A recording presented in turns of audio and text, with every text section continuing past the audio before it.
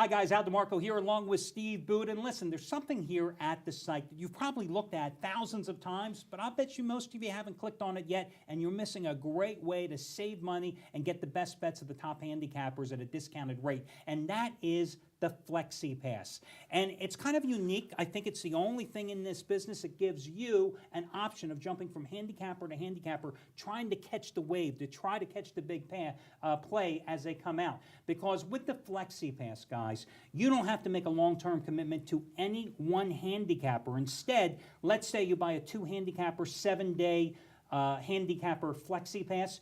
You get to choose each one of those days which 2 handicappers you want the plays of. So today, for example, they might want my play and your play, maybe my play and Craig Davis's play. It's your option, but you're locked in at the price. You save a lot of money. I remember when I came up with this concept like 6 years ago, I was in Disney World at the time, and they offered me that, Flexi Pass to be able to go, a park hopper they called it, from one park to the other, see the fireworks at this park, see the parade at this park. And that's when it dawned on me, this would be perfect for our business. Because in our business, the cappers, like the players themselves, are all very streaky. And that's why trusting the site is so important. And the fact that you can trust our records is so important. If you buy one handicapper for 30 days, he's going to go up, he's going to go down, and you're going to ride along with them. If you buy that same Flexi Pass for 30 days, you get to determine every day who you follow, so you can always follow the hot guy. It's a great strategy for winning. And you can buy for 1 handicapper, 2, 3, 4 handicappers. You can buy the 1 handicapper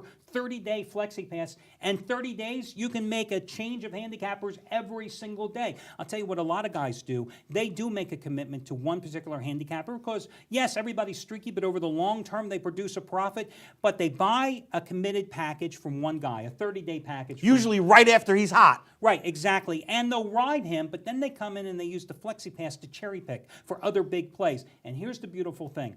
If your play's $99 or if my play is $79, it has no effect on the Flexi Pass, guys. You're locked in at a huge discounted rate, and it doesn't matter how much the price of the individual play is that you're purchasing. It gives you, the player, the flexibility within our system to be able to win. So check it out, the Flexi Pass, all the details, click on the link, and you'll get it. Win money, save money at the same time. Good luck, everyone. Welcome back, everyone, to the Countdown to Kickoff pregame show, the only show nationally televised to break down all your NFL games every Sunday from a point spread perspective. Al DeMarco, along with Steve Budin, joining us as he does every single Sunday from Atlanta. Handicapper Trace Adams, who, like myself, has been in this business for over 20 years. And Trace, as usual, 3 free picks. Let's get to the first one. We're going to break down the next game on the docket, Jacksonville and Cleveland. To me, this is the Who Cares game of the week. I could care less about it. I mean, someone will ultimately win, but I'm interested to find out who you like in this dog of a game. Right. Well, I don't care about a side at all in this one. I like the total. As I told you last week, this Cleveland team, they're an under team, my friends. 17 points or less in 8 of their 9 games this year. They've been under in 4 of their last 5. Then you want to throw into the mix Jacksonville. They've been under in 8 of their 9 games this year, and they're allowing only 18 points per game. And on offense, 17 points or less in 8 of those 9 games. I think you could play until Thursday night's game, and this game will still stay under. I'm going low in Jacksonville and Cleveland. Well, I mean, it's certainly a low total at 35, and Blaine Gabbert has been pathetic on the road, as the rookie should be. 49% completions, 116 yards a game. Again, I have no opinion on the side, but I can be convinced that the under is the way to go. Yeah, I think Cleveland's more banged up than Jenna Jameson right now. I think Jacksonville's actually a real team. Not a good team, but a real team. I don't think Cleveland is. I'm going with Jacksonville here, minus the point. I wonder how many people. What is the point? How many people are going to play this back and go, "What did he say? What did he say about Jenna Jameson?"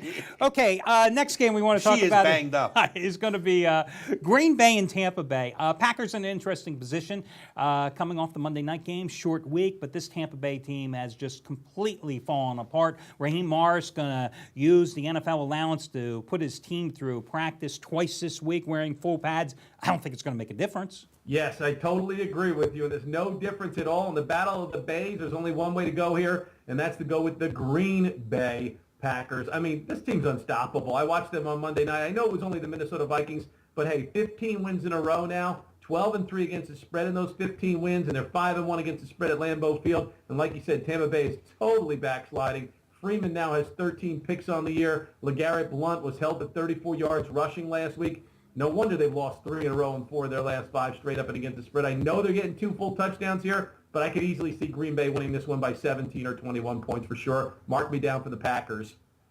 Well, I was on the Packers on Monday night, and one of the reasons I took them because, on the road, they've been backdoored twice by Carolina and Minnesota. They had to rally from 2 touchdowns down to win at Atlanta, but at home, they have been just a diabolical machine. 4-0 straight up and against the spread, and I think that when you look at the numbers here, the numbers to concentrate on, you've got a Tampa Bay defense that's ranked 28th in the league against the pass. It's already, the secondary's been scorched for 15 touchdowns, only 13 sacks in 9 games this season. That's a recipe for disaster when you got Aaron Rodgers, who is just having one of those years that is like for Hall of Fame quality. I mean, just a phenomenal season. Right, and I think so many times people are scared of the obvious. We talk about it on the show all the time. But Trace, when I see bookmakers go from 14 to 14.5 like they did in this game, to me, that means they're trying to get you to take the points. Whenever the bookmakers try to get you to do something, you're better off always doing the opposite. Plus, you must have a big bankroll at this time of the season after betting Green Bay week in and week out. At this point, now's not the time to bet Tampa Bay. You got to lay the big wood here.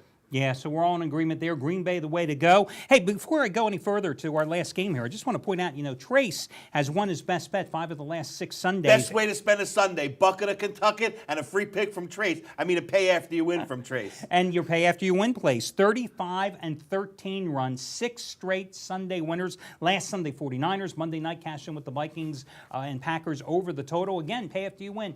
If Trace doesn't win, you don't pay. You might want to check it out, guys. There's nothing more fair than that in this business. Last game is Chicago and San Diego. The Bears, very dear to my heart because last Sunday I had the biggest play of my career on Chicago against Detroit in revenge after having the Lions as a similarly rated play earlier in the season in October when they met on Monday night. So I'm now 8-0 lifetime with those plays. But I've got to tell you, Trace, there is no way I am getting on the Bears bandwagon today because I know I was lucky to win that game. Their offense really had breakdowns. They really capitalized on the Detroit turnovers. Lions had 5 of them in this game.